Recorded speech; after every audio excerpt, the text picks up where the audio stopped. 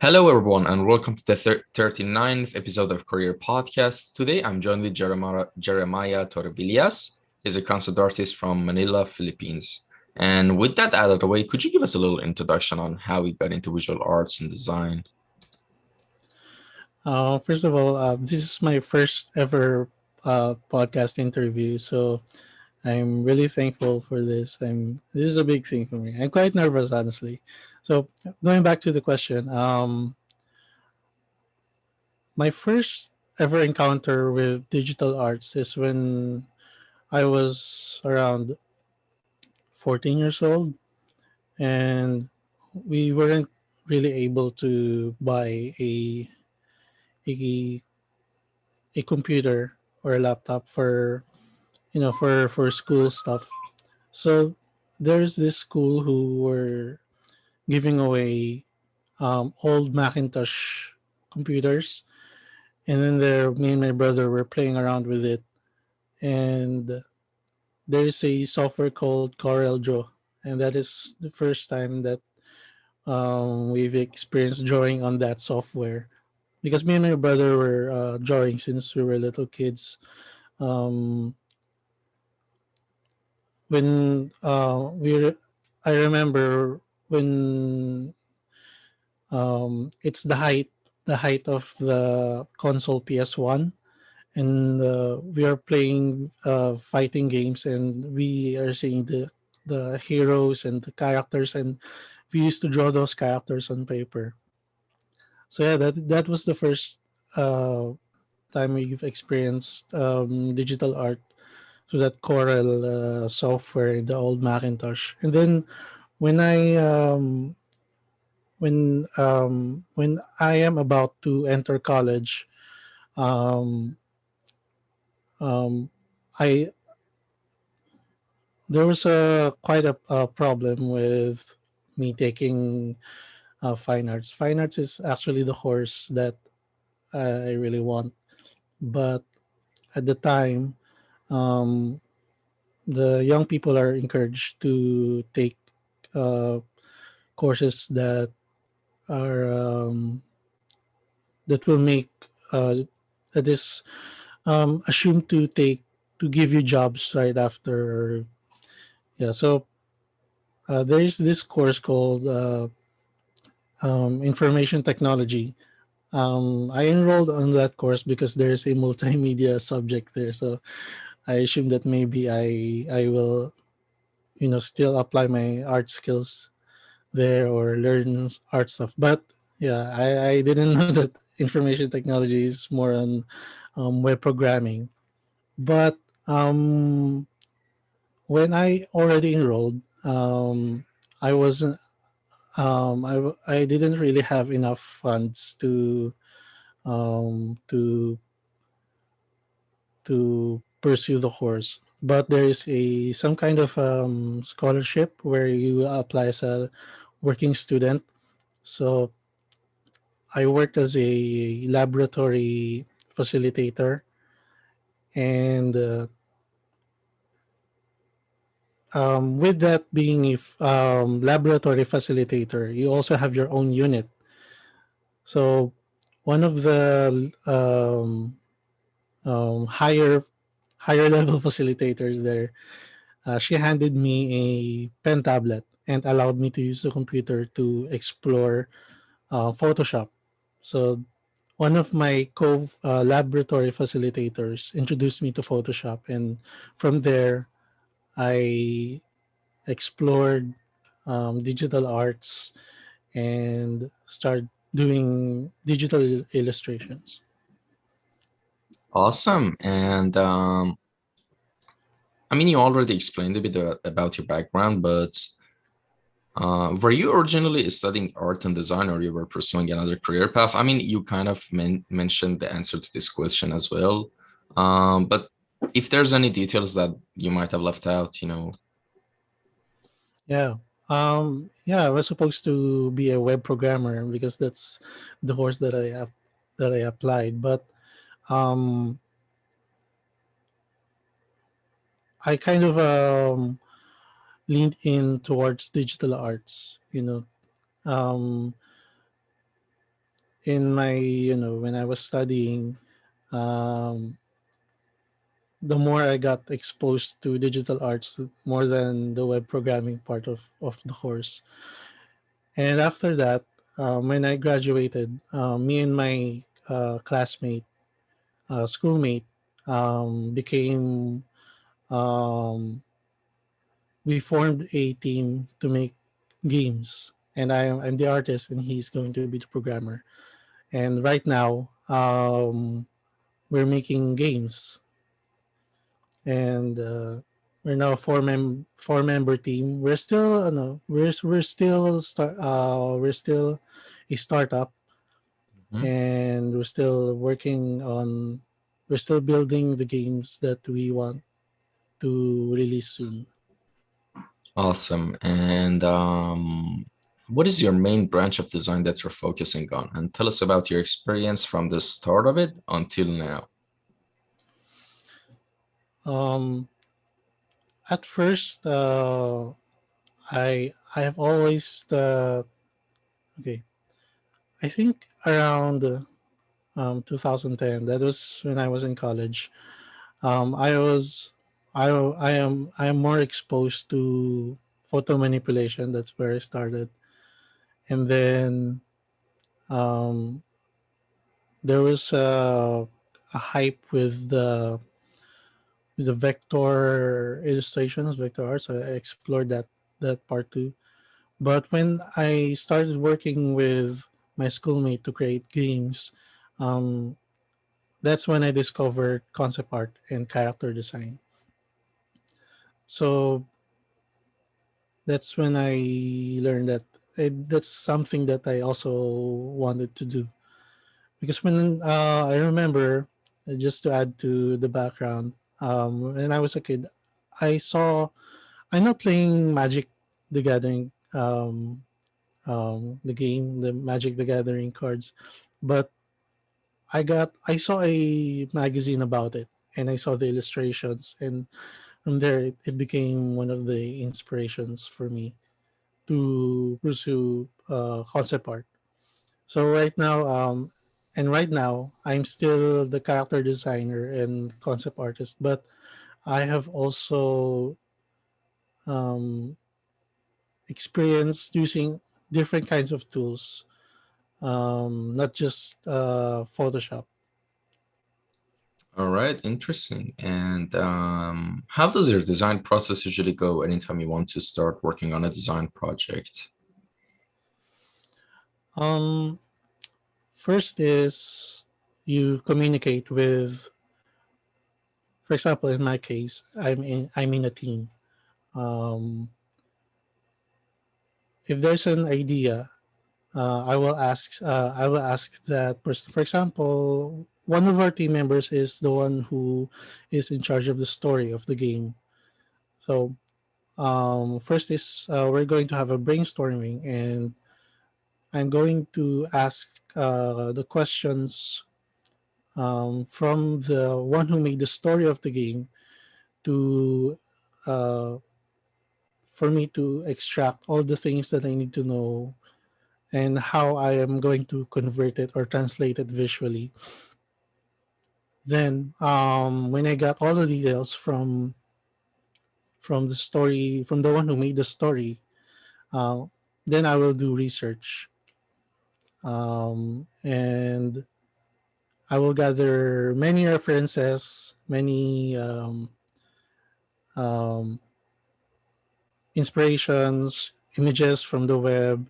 Um, I think one key is to gather as much references as you can, because you can't create something just in your mind. You have to see it somehow. And then when I gathered all the references and all the information and the research, that's when I'm going to do rough concepts. Just do those. Sometimes I just do collage or anything that will somehow give the team an idea of the whole visual aesthetic of the project that you're going to do.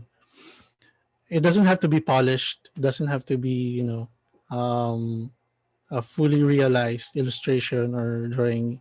What's important is the idea is going to be delivered or mapped out in that concept art. And then when I created the concept art, I will go back to the team and then we will brainstorm again. And until from rough parts until we get to the more polished visuals or more polished work that they can clearly see. Yeah. So Awesome. it's more of back and forth. All right, awesome. And I wanted to ask you about, of course, some of your works. And there's in your bio of your Instagram, there says original character Escala. Like, is Yeah, that correct for Scala. now? Could you explain a bit about that? Yeah. Since I've been creating, characters and creatures for the games that we do of our team, I also wanted to create my own original character.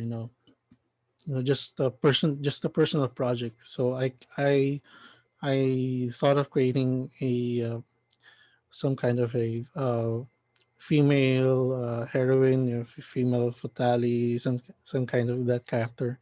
Because I'm inspired by female superheroes like um, Black Mamba from Kill Bill. Like samurai slashing characters. So that's what I'm inspired. Um, that's where I got my inspiration, and also um, I also love music, and one of my favorite artists is Bjork. So I kind of wanted to insert her quirkiness and weirdness to that character. And Scala is actually a gamer, and she is uh, entering to entering into this virtual world where she fights off the where she plays and fights off the bad guys, and that's where her full power is. But outside, she's just a normal video game girl. Yeah. All right, awesome. And next question is, who are your favorite artists and designers that have inspired you the most? Um, when I'm thinking of artists that inspired me, or my main top artist, it will be H.R. Geiger, the alien, and Zdzislaw Beksinski. I don't know if I pronounce his name right. He's a classical painter with this. He paints this post-apocalyptic architecture that it looks like very eerie and scary. Um, Hajime Sorayama is also um, one of my top artists. Um, I'm not sure if it is, if it is also an artist, but I am also inspired by singers like like what I've mentioned, Bjork, because I don't think she just sings. She's also a visionary of her work. So her music videos is kind of somewhat an inspiration to me also. And then also there are this current artists that I'm that I really love their work. Ash Thorpe, Yuri Shredov, Pascal Blanche, and Adrian Dadic. I think their vision is what somewhat I aspire to be. I know I'm still you know hopefully gonna make my own path soon. All right, awesome. And all right, just one thing before I move to the next question. I For everyone who's wondering why the format of the podcast is different, it's because we're using Zoom for the first time because there was a problem with Zencaster. That's that kind of thing today. Their servers probably had problem. So yeah, we switched to Zoom. Yeah, I mean, just want to mention that out of the gate because it's just a sudden change of format right now. Nice. And all right, next question. What is the main subject of your artworks and what made them interesting to you? Um, the main subject of my artworks is usually sci-fi. I've always loved sci-fi themes. Well, I remember when I was a kid, I think around 14 years old, I saw this anime or manga called Metropolis. It's about a cyborg female that was manufactured, and then eventually she had, you know, became self-aware and had emotions. Yeah, that's one. Metropolis. Also, Ghost in the Shell. I love that franchise. It's one of the things that draw me into to the sci-fi genre. Then recently, I just discovered Blade Runner, and I haven't watched Blade Runner when I was a kid, but recently, when I saw the most recent sequel, I I really loved. I fell in love with the genre even more, and then also with the Alien franchise. But maybe I'm alone with this. But I think the Prometheus franchise is my favorite more than the Alien franchise. Yeah, and then also cyberpunk Mm, themes. Yeah. yeah, obviously. And all right, next question. What technologies and softwares do you mostly use for your works? Initially, I was using Photoshop, but then I moved on into different kinds of software that suits me. And right now, I'm using Affinity Photo. It's kind of an alternative to Photoshop, and also Blender 3D for 3D from for the 3D stuff. And sometimes I combine them, when I'm assembling the settings or the environment. And sometimes I still use pen and paper, so I could map out my sketch. All right, awesome. And any advice and tips for a good portfolio and resume for artists?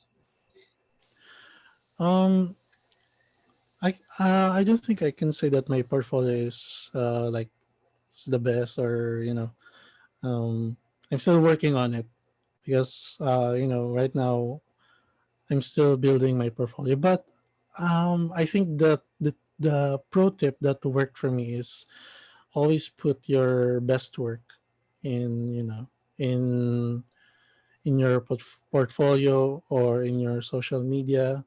you know Hmm. yeah, always put your best work. And I also saw this interesting arrangement that I can't follow. Like, put your best the best work, the single best work in your first thumbnail, then your second best work in the most bottom thumbnail, and then you work your way back and forth, the third and the second to the last, and Oh, then the least best that you think is in the middle, like that.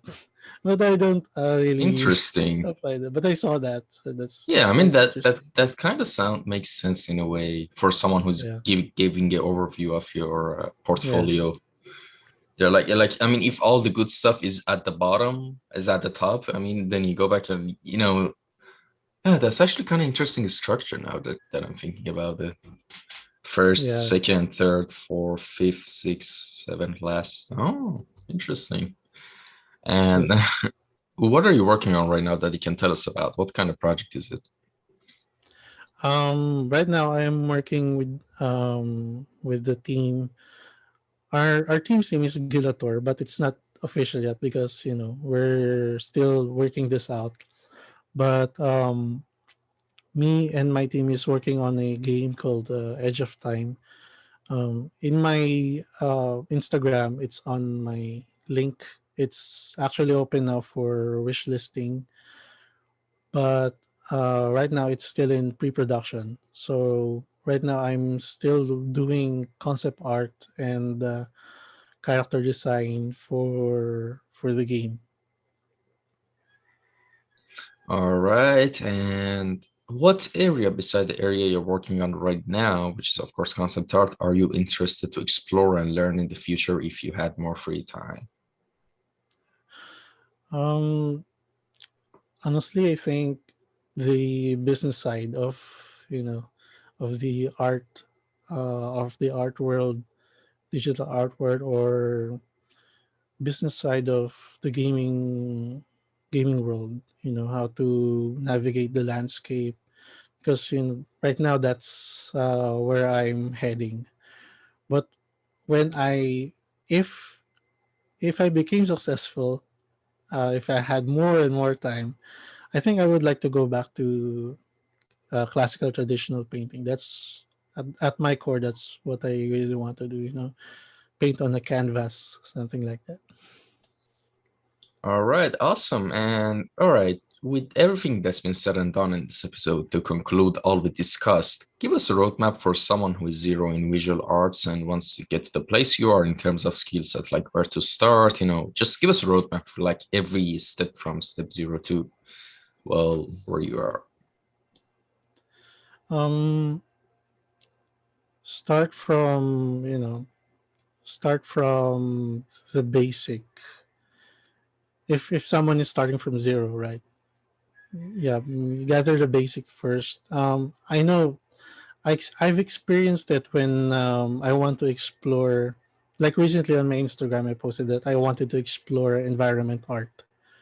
Um, I don't know how to start or to begin, but it all starts with looking for knowledge online. Especially me, I'm just self-studying. Um, I I tried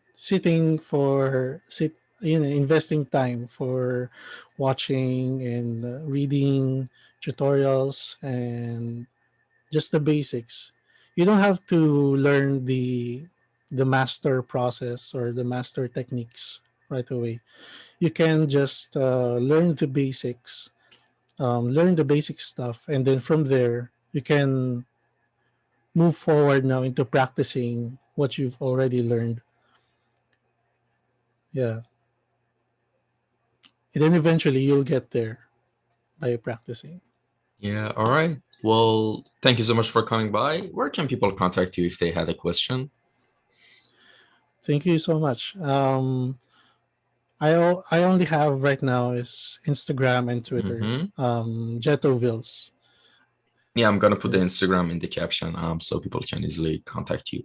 And that's it, everyone. See you. Take care and see you guys in the next episode. Bye. Thank you.